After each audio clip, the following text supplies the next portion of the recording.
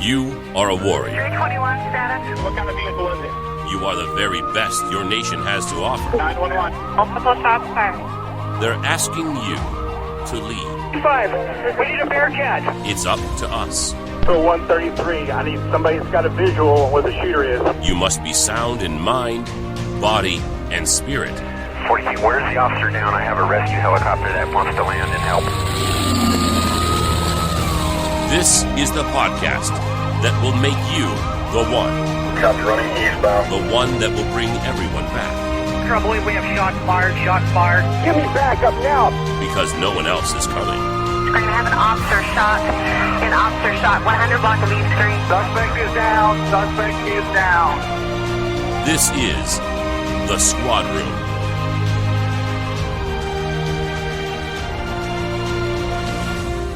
Hello, everybody. Welcome to the Squad Room, the podcast that helps you, the modern warrior, achieve your full potential. This show is about being the better modern warrior. How can you be the leader this world needs you to be, and how to be the best version of yourself possible every day. You must understand that as a first responder, you are a leader. It is my firm belief that we are the absolute best our nation has to offer, and that we must burden ourselves with leading others if we are to save our country. We are our nation's modern warrior.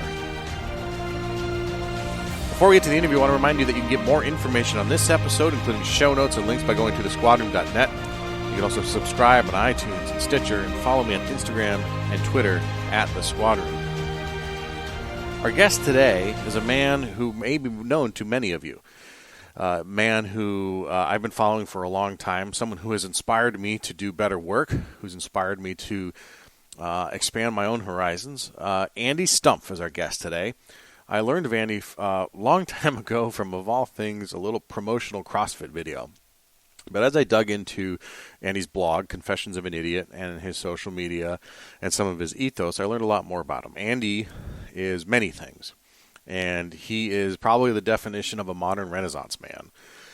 And that gets overused a lot, but I think with Andy that may exactly be the case. Andy started his career out of high school in the Navy and went into the SEAL teams.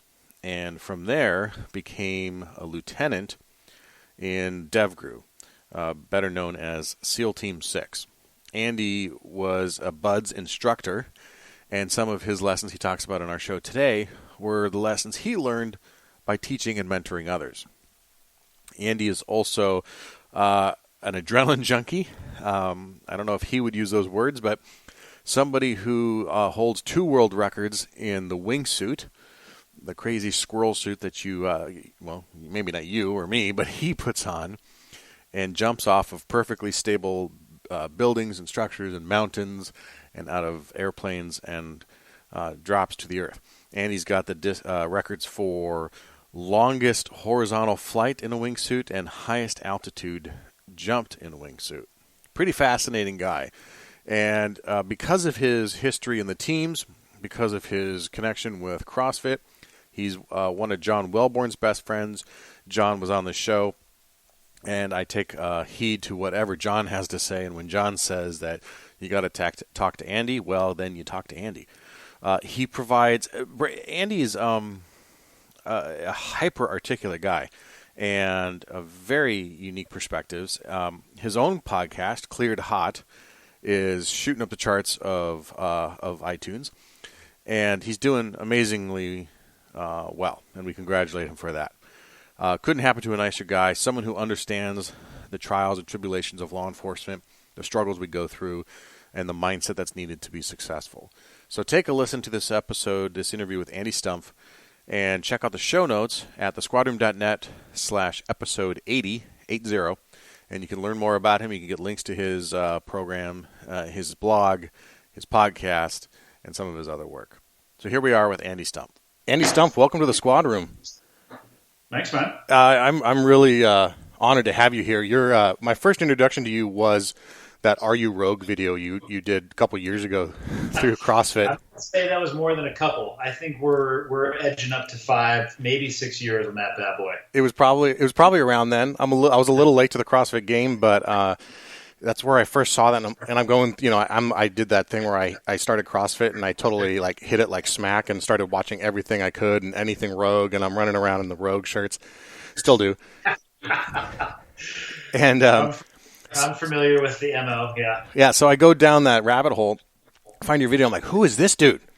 And I started paying attention to you when you would pop up in the media or you do an interview, and then eventually that led me to your blog. And so you're one of two people. I'm gonna, at the risk of sounding like a fanboy here, you're one of two people who I was like, man, if I could ever have them on the show, these are the questions I'd ask, and I would like jot these notes down in my phone like months and months ago before you ever agreed to come on. Thinking, man, if I ever had the chance to talk to you, these are some questions I want to ask. So hopefully I bring some good ones to you. For sure, man. Hopefully you got some answers that are worthy of the time you put in. Well, you're hyper articulate and you think things through in a manner that's like me, so I think we'll connect real well. You said something, and I don't remember if it was on your podcast, which is great, by the way, Cleared Hot podcast, or if it was on Jocko's or where else I read it, but you mentioned something about wanting to reach out to law enforcement officers and spend more time doing that. So My first question is, so if by reaching out, if you could teach every law enforcement officer in this country one, maybe two things, what would that be? What would your mission be? Man, I mean, I look at the law enforcement profession as one of the most vital yet underappreciated, on the face of the earth. I don't know if most people realize what a job like that entails. I mean, I wasn't a police officer, so I watch it from the outside, but I'd imagine most police officers see people on the worst day of their life and the worst moment of their life, and they're expected to be 100% professional 100% of the time. And a lot of the times people see a uniform and they forget that there's a human being behind it, much like the military, and mistakes can be made. Anytime anything terminates in a human being, mistakes can be made. And from what I see, from my view in the cheap seats, I see a lot of judgment and no empathy for the situation that these people are put into. And I can appreciate some of the situations because having the military background that I did, it was a lot of high consequence, time compressed environments where I had to make decisions on the fly. And the results of those decisions could have very consequential impact, not only on myself, but to other people. And from my experience, from what I've seen interacting with law enforcement, it seems that most agencies, as far as advice that I would give, starting to get around to answering your question, it seems that a lot of agencies either don't have the time, resources, or manpower to really devote to training as much as I would like to see them do so. So my first piece of advice would be, one, get out and train as much as humanly possible. But there's a caveat to that, and the caveat is when you're out there doing that training, one of the principles that we used to rely upon as the bedrock in the SEAL teams is that you need to train equal to the level, if not exceed the level you think you're going to encounter in real life. Because you don't want to find where your margins are in a real life situation where other people are relying on you. So we introduce those things in training. And with that training, I think law enforcement officers, they need to train to failure. We used to do that all the time in the SEAL teams. We would set up situations that were not impossible and they weren't necessarily no-win scenarios, but we would have so many things going on that it would highlight deficiencies in the individual, whether that's their ability to uptake, process, and deliver information, whether it's it highlights their experience when it comes to making a tactical decision and not being able to think 2 or 3 steps down the road, leadership decisions, and all of those things, lack of knowledge in medical situations. So whatever it may be, we would train to highlight those failures so people had a better understanding of where they actually sit. It sucks going into a game and not knowing where your baseline is. So find those baselines in training and understand that baselines don't exist with a resting heart rate. Your true baseline is where you are when your heart rate is at maximal. Train as harder than you think that you're ever going to have to train for real, and wear the stuff that you're going to wear. It's especially when it comes to putting hands on people in combatives type stuff. It's great to put a gi on and roll around on a mat, but you need to have your duty belt on. You need to have your vest on. You need to have all this stuff that you're going to actually be wearing when you're on shift, because that's what you're going to end up with in real life. So that's my biggest piece of advice is train and hold the standard that you're going to be expected to meet, not the artificial standard of what you want to be able to do. You have to look at the realities of the world and then train for that. So, that's a common misperception people have, that cops have this intense level of training that's equal to a special operations community. I've had, you get the question every once in a while, why couldn't we shoot him in the hand or shoot the gun out of his hand? And nobody can do that, but... What are you talking about? It happens in the movies all the time. Well, that's true. Channing Tatum can do it. But it's a real struggle because we don't have that opportunity from within the department to do that. For example, my last qualification I went through last week was a glorified version of Duck Hunt. In fact, Duck Hunt had better graphics than this thing did, and I didn't even fire the fake weapon. So you did it on a simulator. Did it on a simulator. It's a screen, right? It's a video game. There's nothing realistic about it because it's in a room with the lights on, with your buddies surrounding you, watching you, and hopefully mocking you and judging you. And absolutely, yes, of course. you know my department well, apparently. But so where do we start to prioritize? Because of course, just like you, I got kids. I got stuff I got to do on my days off. We've had Tim Kennedy on, and he's expressed a similar ethos of, your day is training and training and training on your days off to come to work, but that becomes really exhausting, and so we got to find that balance. So, it does. It is exhausting, and in my opinion, though, if you swear an oath to protect and serve in any way, shape, or form, you don't get days off. I think that's the reality that it comes to. I know as an off-duty police officer, you guys are allowed to carry 24/7. I'd imagine that most guys do, and I would imagine guys and gals, obviously. And I would imagine that if faced with a situation where you needed to step forward, you would do so not out of a feeling of obligation, but because that's your job and that's what you signed up for. So it is exhausting, but you have to find a balance. And for me, the best thing, I'm not even in the military anymore. I'm not a law enforcement officer, but I still feel obligated to step in and do something. If I see something wrong happening in my presence, I feel obligated, not only for the example for my children that I'm trying to raise, but just because it's the only way that I feel like I can do anything to make this world better that we're living in. But you have to be prepared if you're going to do that, because it's a double-edged sword. You can get yourself spanked pretty hard, and you can make situations worse if you're not prepared. And for me, it's, I start my day off early and I create the time. I have 3 kids, a 14-year-old, a 12-year-old, and a 9-year-old. My day starts, I'm going to say at 4:29 because that's 1 minute before Jocko wakes up and he's lazy.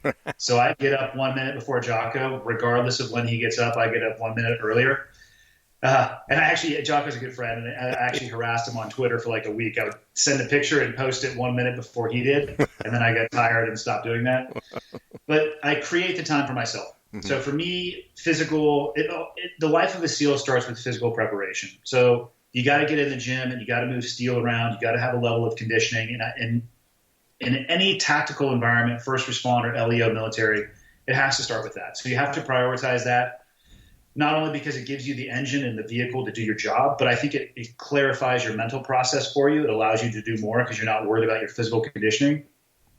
Look at the schedule and the demands of your family life and judge it against the scale of, hey, do I really want to wake up in the morning and put the time in to condition myself? No, not really. But do I really want to get into a physical confrontation with somebody on the street and have that lack of preparation manifest itself in a fatality, and then my family is living without me, or a situation that I'm not able to control?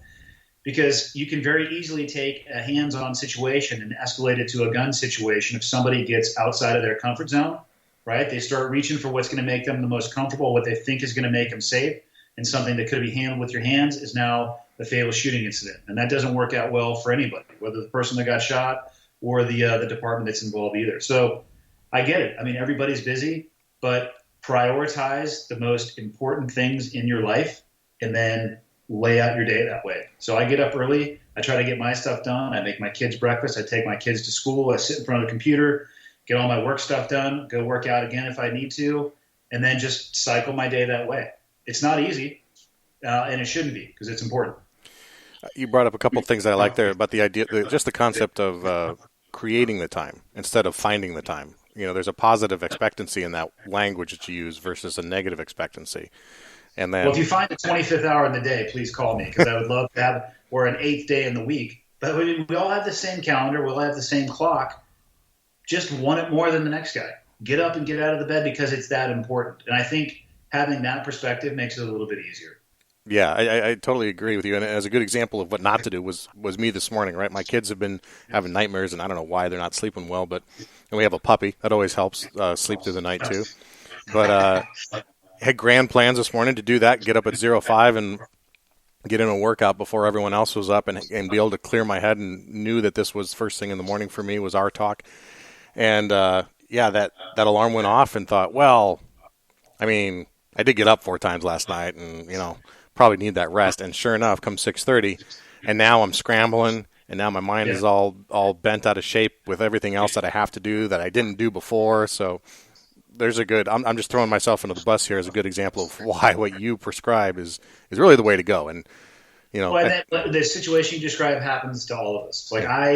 Believe me, there's plenty of days where I don't feel like doing a damn thing.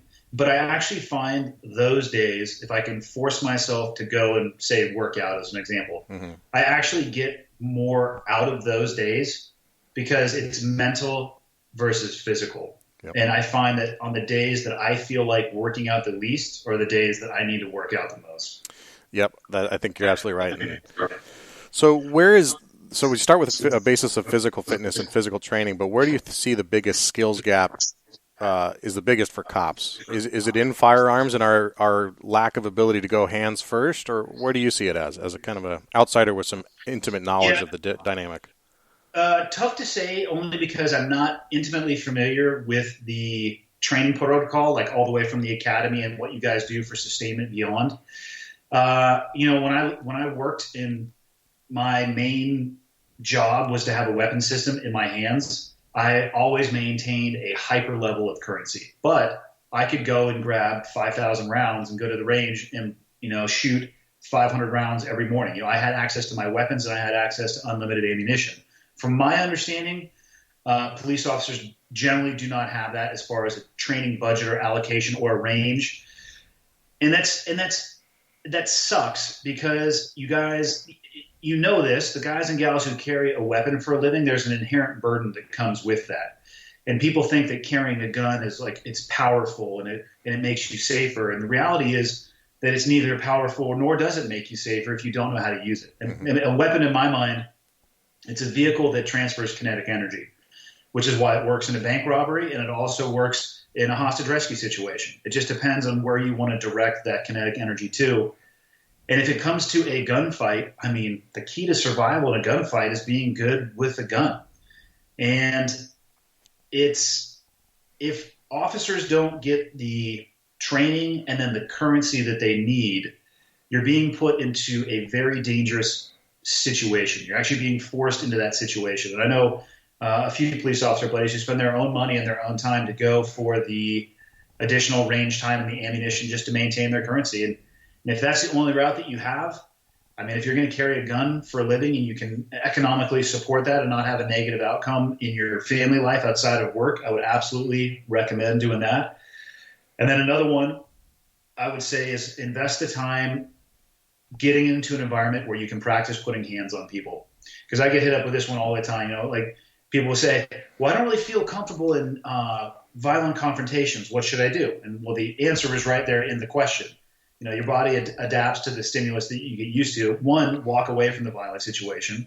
But if you can't, knowing how to handle yourself is actually going to help you be the bigger person and just say, hey, let me just buy you a beer. You're a drunk asshole, this, that, or the other, and just walk away from it.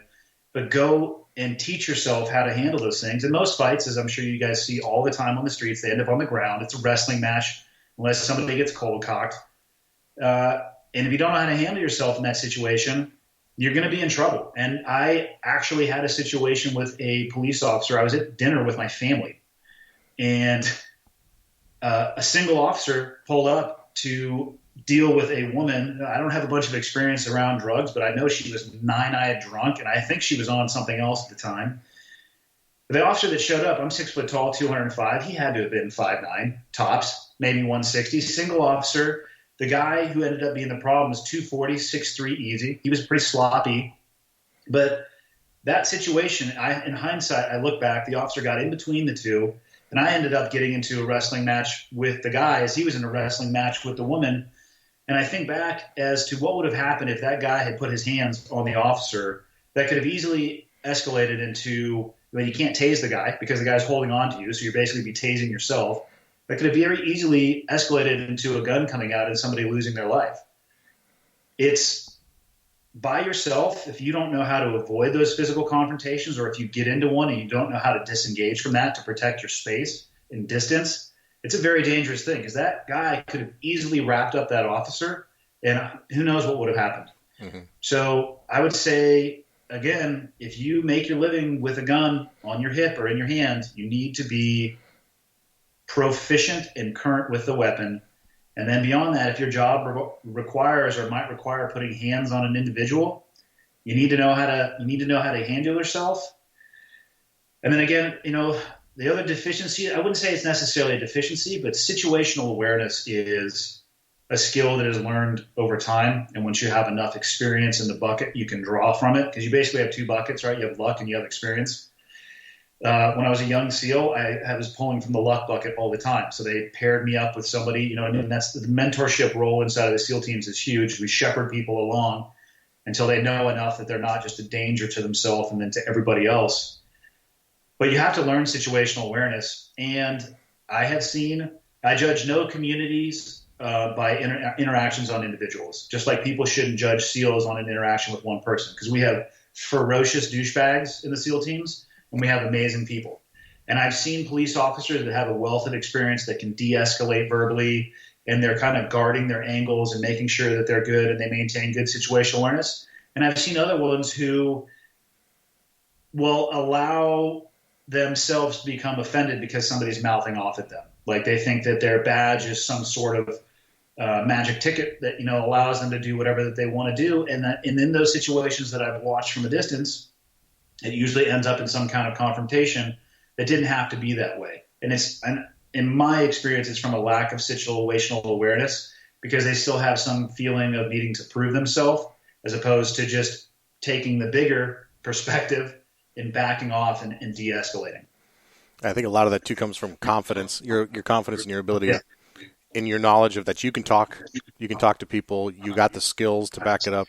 It seems like a lot of that stuff. And to be honest too, I was, as I've gone through my career, but in my first year or two, I was more that guy than I am the other guy now. The guy who can de-escalate, and it's a process, and it's a learned process. And the troubling thing is, we put people through an academy, and no single academy in the United States is the same as the academy next door to it. They're all different curriculum, different instructors, different emphasis.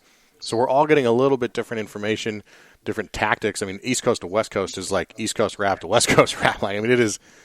The tactics are totally different, and finding ways to impart some consistency there is going to be a challenge for us.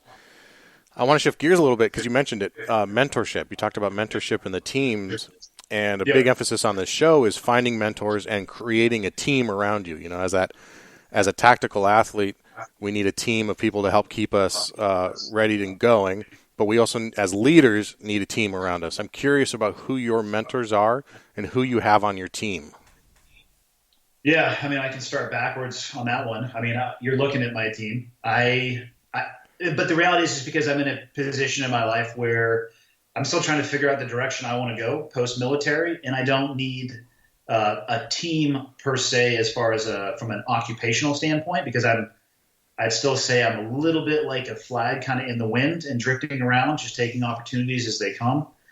But, in the SEAL teams, the vast majority of the guys that I would say I can look back on are as my mentors.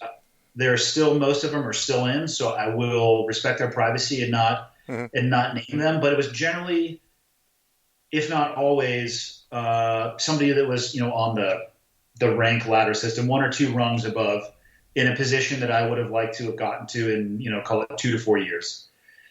But most of the things that we do in the SEAL teams, there's structured training, and then it's OJT. It's on the job training, because there's what you learn, in the academy and the SEAL teams is BUDS and then SQT. So the basic selection course and then the SEAL qualification training where you learn, in air quotes, everything that you need to know in a book. Like, oh, I understand how to clear a room. Then you actually have to go and understand how to do that in a room that's not a perfect square like it was at the training course. So you have the knowledge, but you don't have the experience. And the goal, and my only goal, looking back now and leaving the SEAL teams, was to try to leave it a better place than I got into. And probably the most rewarding positions I had were one as a BUD/S instructor, where I actually got to sit down, remembering what it was like to be in the seats in the early phases of the selection and talk to guys and answer questions honestly and try to teach them and mentor them through. And then as the training officer in my last position of shepherding through guys with no combat experience all the way through a combat deployment and watching that tactical shift between being uncertain to incredibly sharp teeth. That was definitely the most rewarding aspect of it. But I only was able to do those things because other people had done it for me.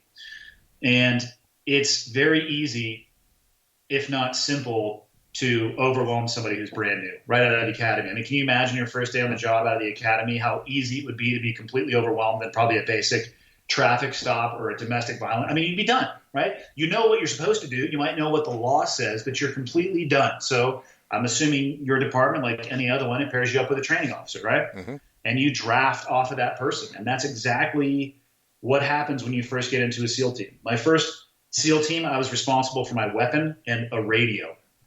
And I had somebody looking over my shoulder on both until I could manage my weapon myself and then maintain the radio. And then my second platoon, 3 years later, I was the guy who was in charge of the radio. And then I had somebody new who was underneath me. And that process continues itself slowly. And the best mentors that I had would teach me and then send me off into the wild and say, hey, you can always come to me for answers, but try to solve it for yourself first. So they would give me enough rope to hang myself with the expectation that before I did, I would come to them and I would ask for help. Now, all of that, though, we were able to do in a training environment because when we clock in, I'll say going overseas is clocking in, we have pretty hard and fast like left and right boundaries. Like when we get overseas, you're clocking into work, and when you come home, you get back to the United States, you're off for a bit. So we have a very distinct line between practice and practical. The police officer occupation, I think it might blur a little bit more. Just like I said, you guys are kind of on call 24/7, on duty 24/7. And that comes back again to creating these training environments where you can give people that rope and you can allow them to make mistakes and you can let them identify the mistakes for themselves. So they learn from it, and then they don't repeat those mistakes in real life. So we have an advantage in that way, or had an advantage in that way, because it was so clear and concise, our start and stops. But, I mean, I certainly wouldn't be the person that I am today if it wasn't for the mentors in my life. I mean, that started with my parents, if you want to go all the way back. I feel like they gave me my moral compass. You know, they definitely helped find my true north as far as my morality. Getting into the SEAL teams, I was surrounded by amazing people, but not all of them. Like I said before, just some terrible people in the SEAL teams. But the vast majority were great, and it was those people that really helped me to get to where I am today. Not that I know where this is, and it's going to continue to change, but I still look for those people. Like I just got into archery is a good example. And right. I went and just found okay, who is like the number one dude? And just try to tuck myself underneath that person's wing. Mm-hmm. And we used to do that in the teams. If we wanted to become better at shooting, we would find the best in the world, and we would try to draft off of their experience, or climbing, or diving, or skydiving. I mean, just fill in the blank. Just surround yourself constantly with people that are better than you. And that is especially important in a leadership position. The best leaders that I've ever been around never tried to be the smartest person in the room.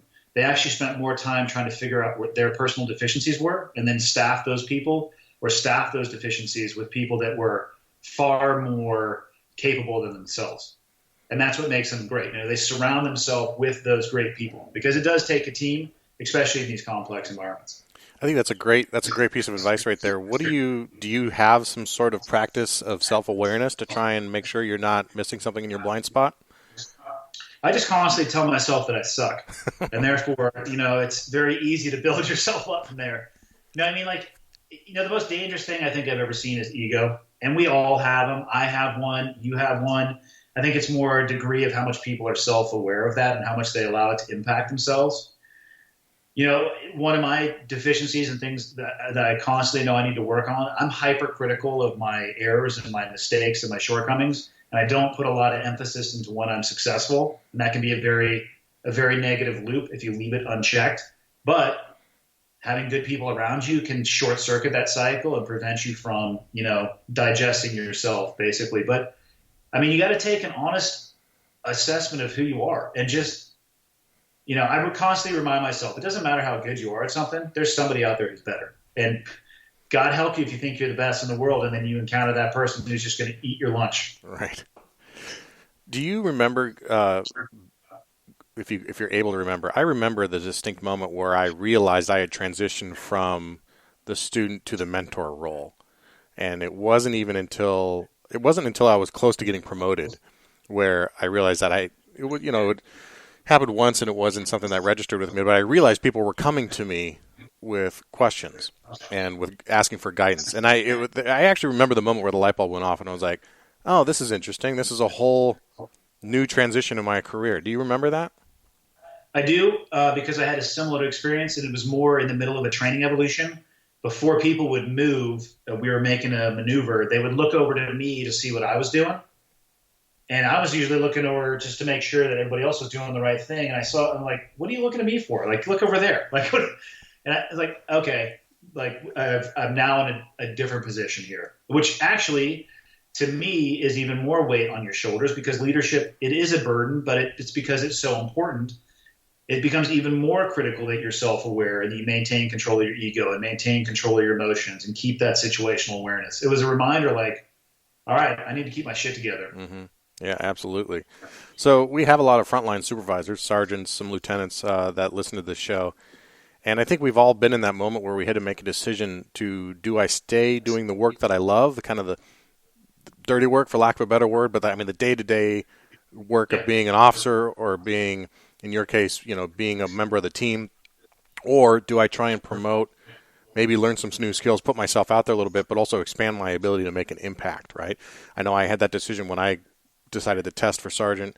I'm curious why you decided to try and promote out of DEVGRU, a high-performing group like that, when you put in your officer packet in to become a lieutenant. Well, I did that. So I had left development group after getting shot on target. So I went to be a BUDS instructor to give myself some time to rehab.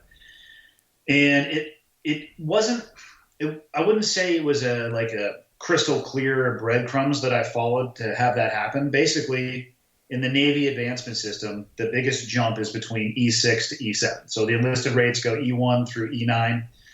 E6 is a first class petty officer. E7 is a chief petty officer. And that's the jump between, I would say, middle management to upper management on the enlisted side of the house. To make that jump, it's pretty straightforward. Like here's the list of things you have to do. You have to check all these boxes off. Have you had this leadership position? Okay, good. Do you have awards? Do you have deployments? Well, one of the boxes was called the leading petty officer. And it's a role that you have to hold for, I think, 18 to 24 months. And I was doing that job when I got shot. And they counted my LPO tour as incomplete because I wasn't able to finish the deployment. So I submitted my package for chief 2 times and got turned down 2 times because they literally go through your record and they get to that one box that's not checked and they just toss your record to the side. Because at that point, you're a number in your face and maybe they're looking at your package for 30 seconds. You either have all the boxes or you don't. Regardless of your backstory, regardless of the command that you came from, regardless of what you've done. You've either got the boxes or you don't. So they said no twice, which not only set me back those 2 years, but there was already an LPO in the phase of training that I was at BUD. So I would have had to let that individual finish their term, then start over again for another 2 years, then submit my chief package again. So basically sprinting uphill in soft sand, getting nowhere. And I knew I wanted to stay in, but I also knew that I wanted to have some impact. And I started doing some research and found a commissioning program that allowed me to submit a package without a college degree. And the reality is in the military, it's a rock, paper, rank organization. You can have the best idea in the world, but at the end of the day, the collar device that's the biggest is going to be the one that makes the decision. and the most senior enlisted person in the military is outranked by the most junior officer. So instead of continuing down the enlisted side of the house, I submitted my package for the commissioning program and got picked up on the first try. And it wasn't some, Machiavellian scheme to try to work my way into a position of power. It was the only thing that the only option I had in front of me that was time effective and efficient, but also allowed me to take a vertical step and have impact with the result. Yeah, I think people misunderstand that a lot of the time. They think they use that P word, power, and that they assume that is the motivation to it. But I think the better word you just used was impact. And I'm always curious how we can make officers on the individual level, how we can help them see the impact they're able to create, but also just by de facto that they swore this oath, that they put on a badge, that they are our nation's leaders, right? Yep. I mean, we have to, like you say, hold the standard. We should be expected to hold a better standard than the rest of the regular civilian population. And your line level officer is as much a leader as a sergeant or a lieutenant or your chief or your sheriff, right? I mean, that's my feeling. And one of my missions these days is to help people see that and understand that. I don't know if you have any thoughts on that, but that's almost more of a statement than a question. Well, no, leadership is my favorite topic. I spend probably about half of my year doing public speaking, and I travel all over the place, and people want me to talk about leadership. And especially in corporate America, one of the most common trappings that I see people fall into is that they equate leadership with title or position. And they think that if they don't have the right business card with the right initials on it, or they don't have the corner office, or they don't have the right title, whatever it may be, they just assume that they're not a leader because they're not leading by position. And positional authority and leadership, it certainly exists. But what does that leave for everybody else who's not in that position? And like I said, in the business world, right, everybody wants to try to get into the C-suite. They want to be the CEO or the CIO or the CMO. And guess what? There's not enough of those jobs for everybody to do. So it's probably not going to happen. And people will use that as an excuse, and they'll say, I'll take care of that later when I get to that point. And it's the same thing that I would say to any officer, regardless of where you are in your career, or the guy who's in the academy or the first day out of the academy. Leadership is a skill, and it has to be practiced. The best leaders that I know, they didn't come out of the womb that way. Or if they did, they would be such a statistical anomaly. I'm sure there's a white elephant out there that did. But it comes from experience. And if you don't take the time to practice before you get into a leadership position, when you get there on your first day and you wake up and you're like, all right, today I'm a leader. Guess what? Not only are you screwed, but the most impact you're going to have and the people who are really going to be screwed are the ones that work for you. So I constantly reinforce to everybody that I talk to that there's basically two ways to lead. And one of them is open to you at all times. One of them is we'll call it by title, rank, position, whatever it may be. But for everybody else, you always have the opportunity to lead by example. And this is what I would equate it to raising children. I don't have any rank over my kids. At best, I'm trying to create non-psychopaths that aren't going to end up on Fox News as a serial killer, even though I'm pretty sure one of my sons is going to collect heads in a jar. But they watch everything that I do. They listen to everything that I say. And I have an opportunity, even in my lowest moments, to be the example for them. And that, to me, is much more important than any position or title that you could ever have. Because if you're only thinking of it as, I'll be a leader when I get that position, you're totally screwed. But if you wake up every morning and you think of yourself as a leader and you realize that you need to watch what you say, you need to control your emotions, you need to think about the people that are around you and the impact of your actions and the speech that you have. If you conduct yourself like a leader starting right now in this moment, by the time you get to a leadership position, not only will you be better for it, but the people who work for you will be better served. So if you don't have the stripes on your sleeve that you want that shows people that you're a leader, who cares? Act like it right now. Because then when you have those stripes, people are going to be blown away by what you're capable of doing. Was it like that in the teams? Everybody wanted to be a leader, or did you have people who abdicated that responsibility just because they were, It wasn't about, in the SEAL teams, it's not about wanting to be a leader. It's you are expected to conduct yourself as a leader or you're going to get your ass kicked out the door. In the absence of leadership, you are expected to step up and make a call. And if you were to ask a room of 100 SEALs, who in this room is a leader, every hand would go up.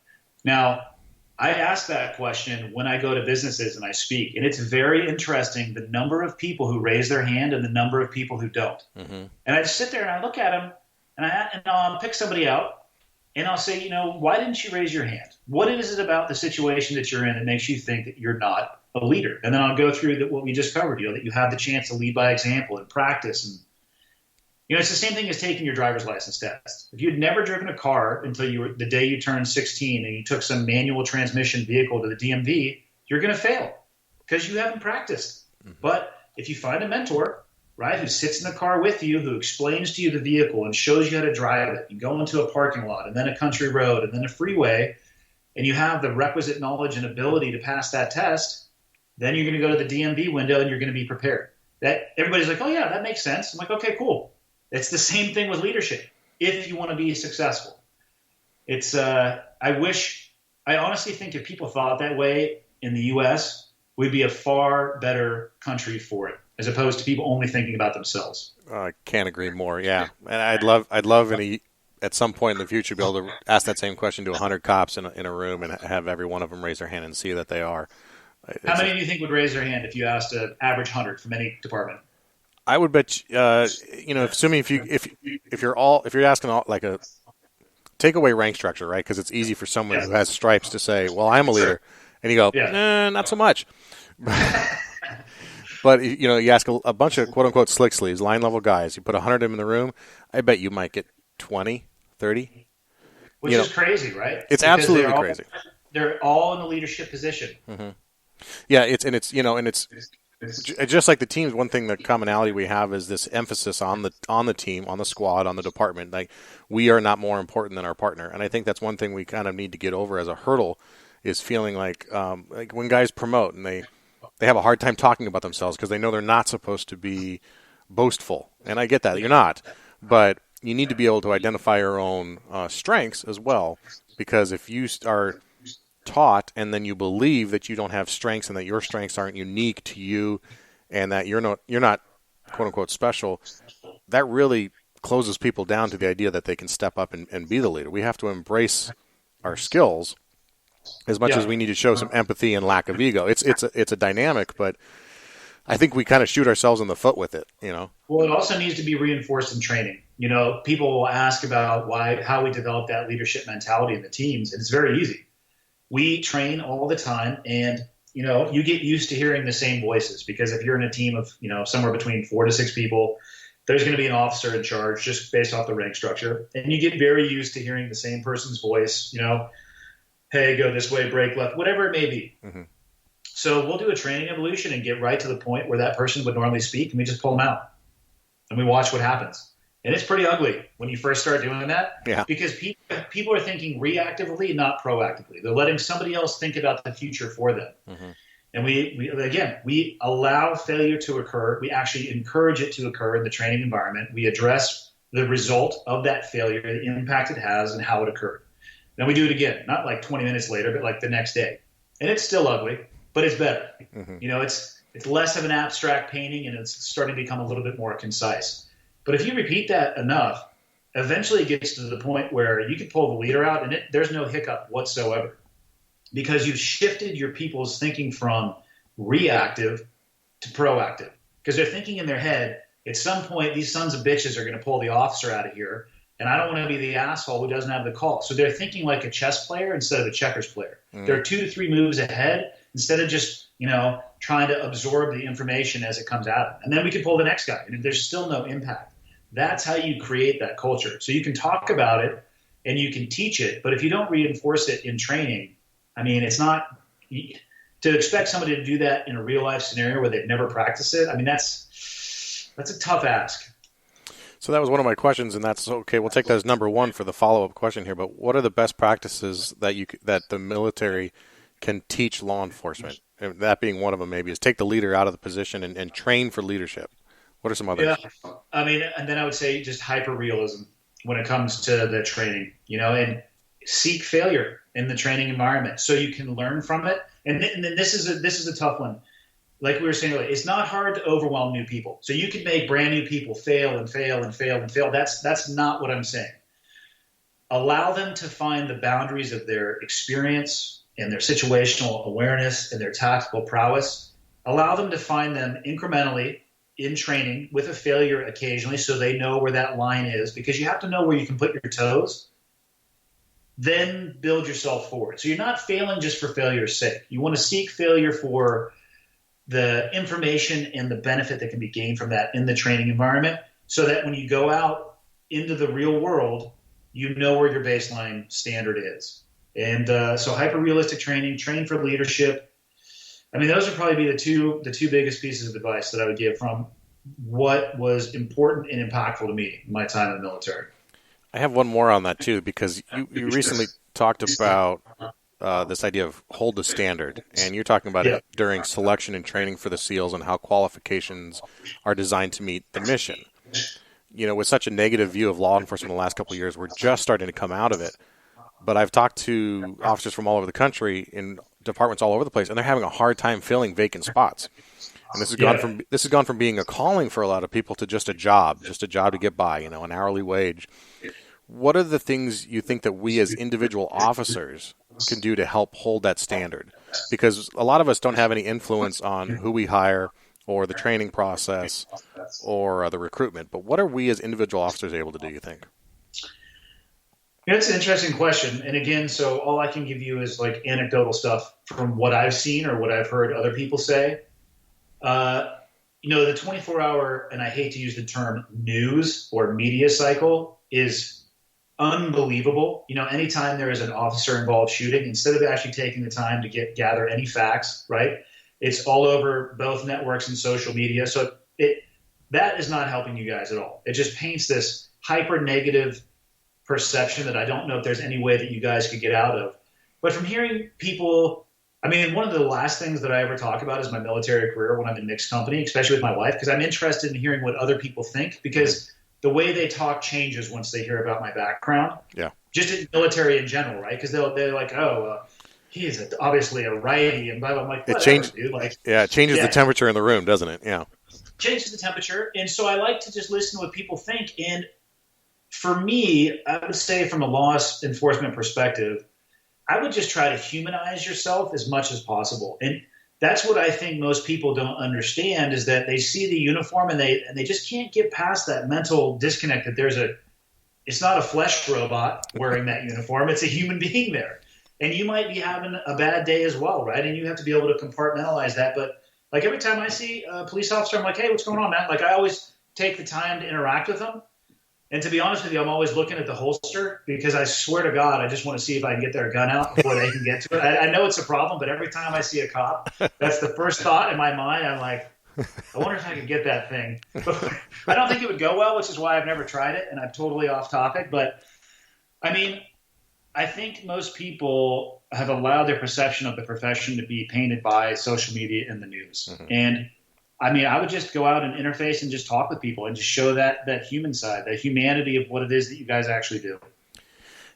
And two, how do you think we can be better about reaching out to veterans? You know, I work with a lot. I never served, but I work probably close to half my department are veterans from various branches. And always, I guess I shouldn't say always, that's the qualifier you don't ever want to use, but they bring a lot of skills and a lot of qualities that we need. How do we reach out to the veterans better and welcome them into our ranks? You know, that's a double-edged sword as well. I constantly butt up against this one, and I try to always tell people not to judge or confuse character and occupation. Mm-hmm. You know, not all veterans are good people, just like not all police officers are good people. And some of the skill sets from the military apply well, but not all vets would be a great fit for policing. You know, I don't know. I don't know what the best avenue would be to approach or reach the veteran community, other than maybe doing an outreach program at your, you know what I mean, and just blast out there, be like, hey, we want to sit down, you know what I mean, and try to get a gathering of veterans to do some type of event with the organization. I mean, you know, the military guys, especially if they didn't do 20 years and they're used to that structure where you can work towards a pension, a lot of guys would probably find that very beneficial to be able to do a lateral transfer of some kind. Hopefully, but again, not always. Depending on their background, they would have some level of proficiency and tactical understanding, even though you can absolutely serve in the military and not touch a gun, Mm-hmm. But yeah, I would just maybe reach out to some of the larger veteran organizations and just see if there's any interest in doing, a friggin' day at the, come do a ride along, or come do a day with the cops. Right. That's good stuff. You recently started your Cleared Hot podcast. Yes. It's doing very. What's that? I think in June or July. Right, and it's doing very well. I was immediately. I don't know. It's doing okay, I think. We were talking about this before we started recording. I have no idea. It's just, I don't know. I see the numbers, but I don't know how to extrapolate any useful data out of it. Well, I can maybe help you parse some of that detail. I know a little bit, just a little bit of information to be dangerous, I guess. But, I subscribed right away, just again, because I'd been kind of following your blog and you on social and all that sort of stuff. But why start the podcast? What was it that motivated you to do that? Because as you now know, it's a lot of work. It's not immediately or readily apparent that there is a end goal or outcome that will result from it. Why did you start it? It was a combination of being invited on other people's podcasts, mm-hmm. and then the recommendation coming from a friend saying, hey, you ought to give it a go. And I resisted it for a bit, and then I realized, though, that, I have way more questions than I have answers. In my own mind, I kind of departed from the regular world for almost 20 years, and am now doing my best, sloppily trying to interface back into it with my jaw on the floor half the time, watching human beings interact with each other. And it was such a bizarre and unique set of experiences that definitely colors the way that I see the world. Mm-hmm. And in that color, it doesn't match with what I see people do a lot of the time, and what I hear them say or talk about how they think. And I wanted the opportunity to sit down, hopefully with people that don't share the same opinions as I do, or just an ability to get things off of my chest. Like the blog I started because the guy at Starbucks told me I couldn't come back anymore if I kept arguing with people online. So I almost call it stupid shit I hear in Starbucks, but I figured Starbucks would have sued me. So I just called it Confessions of an Idiot, because that's how I look at myself. And it allowed me to write down what I thought and then just walk away from it. It wouldn't bother me anymore. And then the podcast, I think, is kind of more a natural extension of that. People will reach out to me and they ask questions. And I love the fact that it makes me sit and think about what it is that I truly believe and why I believe what I do. And also access to interesting people. That's really all it was, is a way for me to kind of, I guess, explore who I am and try to figure out some way to do something positive with the bizarre experiences that I have from my previous job. It's a pretty public way of exploring your own identity. Not really. I just talk into a microphone. That's how I look at it. You hit publish and it's all good. Nobody's. Yeah, you hit upload and it's like, I don't know what happens to it after that. This wasn't a planned question, but talking about this, where did your post-military career shift? And what I mean by that is, what opportunities or doors were presented? An introduction was made, a handshake, where you no longer were just. Obviously the wingsuit flying and that sort of stuff. Yeah. You had a lot of exposure from that.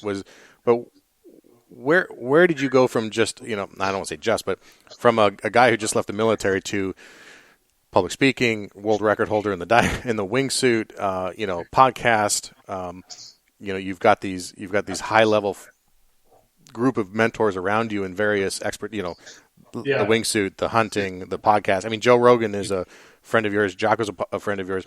Both have extremely successful podcasts. I think mine's a little bit bigger than Joe's, but I keep telling him to keep at it, just keep trying, man. My least favorite question when people ask me, like, so what do you do? I'm like, fuck. Because I don't know. I literally wake up and I just kind of take the opportunities that come in front of me. So all of those things that you mentioned, there was no architecture for that. It was an opportunity that somebody else presented to me, or an idea that somebody else had. None of those things that you mentioned were unique ideas to myself. I would argue that it's entirely possible that I've never had a unique idea in my entire life, which is fine, because I like to surround myself with people who are way smarter than I am, mm-hmm. who are incredibly creative. But each one of those things, it was all little baby steps and just trying to keep momentum going. Somebody had the idea of, why don't you do something around the wingsuit to try to drive awareness for fundraising? So I looked at what I would need to do and then just started putting one foot in front of the other one. The public speaking, I don't even know. Honestly, I don't even know how that started. I had no desire to be a public speaker, in air quotes, as like a job. And people started hitting me up over email, and somebody said, hey, you need to create a website. So I created a website. Same thing with the podcast. Good buddy was like, hey, you should look at doing the podcast thing. And so I looked at what it took to do a podcast, and I don't even look at them as individual or unique things. I just kind of look at, like, that sounds interesting, and I'll take one step towards being able to do that. And then I guess when you look at it from you look at it with a little bit more distance, it looks like a lot. But to me, man, I just try to put one foot in front of the other every day. I don't know how I was able to do those things other than just trying to be consistent. Not great at anything, but just trying to be consistent and trying to keep the momentum going forward. I think that, to me, in my experience, then the success comes from authenticity of the human. Right. I mean, that your intentions or that your motivations are true, and that you are who you say you are, and that people come to your aid as a result. So one last question I want to ask you before I let you go. If you could write one statement on the wall of every briefing room in the Western world, be it a training issue, a motivational issue, some advice, some words of encouragement, what would it be? It would be, what you allow in your presence is your standard. I like that. So if you're a leader and you tell people that, physical fitness is what's important, and then you let your buddies slide, or you yourself are outside of, published standards, don't expect anybody else to do something that you're not willing to do yourself, right? Mm-hmm. If you look at use Hollywood as an example. Look at all the sexual harassment stuff that's coming to light. If you knew that was going on and you allowed it in your presence, and now you want to feign outrage, no, bullshit. Mm-hmm. Because you knew it was going on, and that's the standards that you allowed in your presence. It's the same thing when I try to, like that night, believe me, I am the most adverse person to physical confrontation. I hate it. I'd rather buy somebody a beer. They can insult me all they want. I could care less. But when I'm sitting there and I'm watching my kids and seeing something play out, and I constantly reinforce to them to stand up and to do the right thing, had I not done that, what does that say to my kids? That would have been the standard that I set for them. I would have said one thing and done another. So, that would be the best advice I could give. It's not about what you say. It's about what you do. I think that's a great one, because I get asked quite frequently. My history was that I worked in the music industry for 10 years before joining law enforcement, and I get asked, why did I leave such a cool job? And I sometimes have a hard time explaining why, but I think you just nailed it in a sentence, that I didn't want to be around that because that wasn't my standard. Yep. And I needed to go find people who could hold that standard. So yeah, because if you find yourself in an environment where you literally can't change it, the really only option you have is to laterally transfer somewhere else or do something to change it. Those are really your two choices. Yeah, that's excellent advice for any situation in life. Andy, thank you so much for being on the show. A total treat. Where can people find out more about you? I would say the internet, but the internet scares me. No, so the podcast it's in, wherever they host podcasts, Google Play or whatever. And then it has clearedhotpodcast.com. It has like an about section, or if you wanted to find more out about that. And then, because somebody said it was a smart idea to do, I bought the domain name for my name. So andystumpf.com. And between those two things, like, if you can't figure out who I am, then you got a problem, because that's just everything on there that I'm comfortable with sharing is on there. And we'll put links to everything in the show notes for this episode too, so people who are driving can't write it down right now. You can go to the squadroom. Don't drive people, especially if you're a police officer. You should get pulled over for that. We'll go to the squadroom.net for notes for today and find links to Andy's stuff. I definitely too, for Confessions of an Idiot. I think you have a lot of great content on there, and it's always something that always makes me think. So appreciate your time, Andy. You're just a great example of what one guy can do, and I'm going to continue following you, and I know that my audience is a big fan of yours, so I know that you an impactful conversation today, so thank you. Sounds great, man.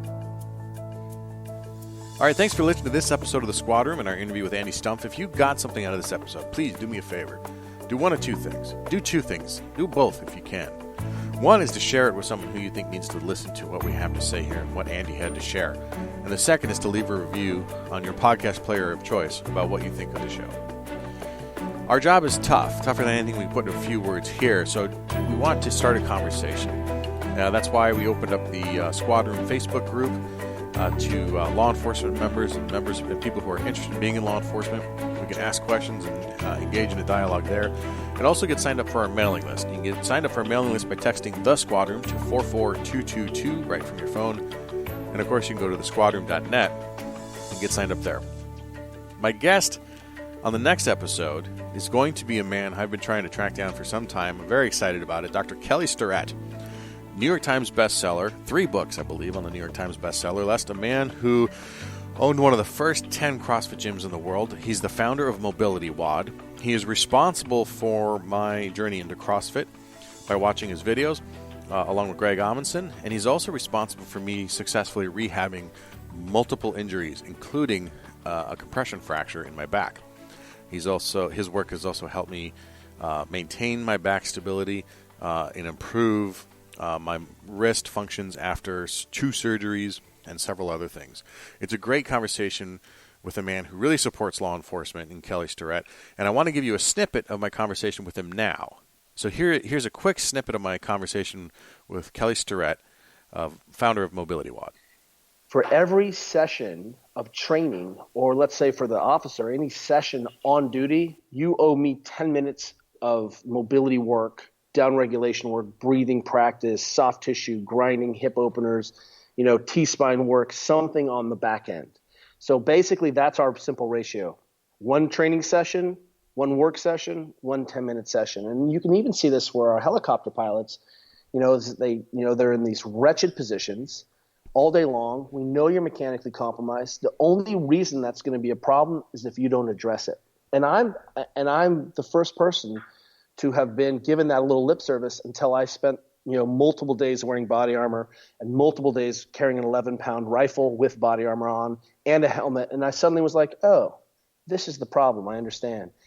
All right, to make sure you don't miss any of that conversation with Kelly, subscribe to the show if you haven't already. That way it's downloaded straight to your phone and you won't miss a thing and you won't get distracted by the squirrels out there, as I often do. And you'll remember and you'll get some good nuggets from Kelly with that. You can also text the Squad Room, again, one word, The Squad Room, to 44222 to get signed up for a mailing list, and we'll notify you then when the episode is out. It's been quite the hectic month here in my neck of the woods. Hectic 2 months at this point. 2 natural disasters, one that was devastating to the community and shockingly deadly. And I'm rushing through my intros and outros for this episode because I finished a shift and I'm on my way to another one at 0400 in the morning, and there's no end in sight to them. So if anything I've learned over the last couple months is to hug your family members even tighter than you normally would, because you just never know when your life is going to change. Thanks for listening to this episode of The Squad Room. If you liked what you heard today, again, please share this conversation with somebody. Review it in iTunes. I read each and every one of them, but it really does help spread the word about the show. If you want to start a conversation, ask a question, hit me up in the Facebook group. Search out The Squad Room on Facebook, and you can find us there. Also on Twitter and Instagram at The Squad Room. And special thanks to all our Patreon partners, people who have supported the show in that way. I'll be back next episode with more information on how you can support the show through Patreon. But if you do want to right now, if you're aware of what Patreon is and how to help it, you go to patreon.com/The Squad Room, and you can select a donation in the amount of your choice and for how long you want to continue. It really helps us cover expenses for the show, helps us expand the reach of the show and what we're doing here. Andy is one of the guys who is the one. And when I talk to Andy, and when I talk to people like Andy, I feel like I'm one of those 9. And we've talked about this in episode 79, so if none of this is making sense, go back and listen to that first. But of 100 men, 10 shouldn't even be there. 80 are just targets. 9 are the real fighters, and we're lucky to have them, for they make the battle. But 1 is a true warrior, and he will bring the others back. Andy is one of those guys. He is the one. when I talk to him, I feel like I am one of the 9. I am giving my input, I'm giving my best, and I'm trying my hardest. But there's another level that I can attain if I work just a little bit harder. And I love talking to guys like Andy who can help me try and reach that level to be the one. Until next time, do your best to be the one. Take care of each other and stay safe.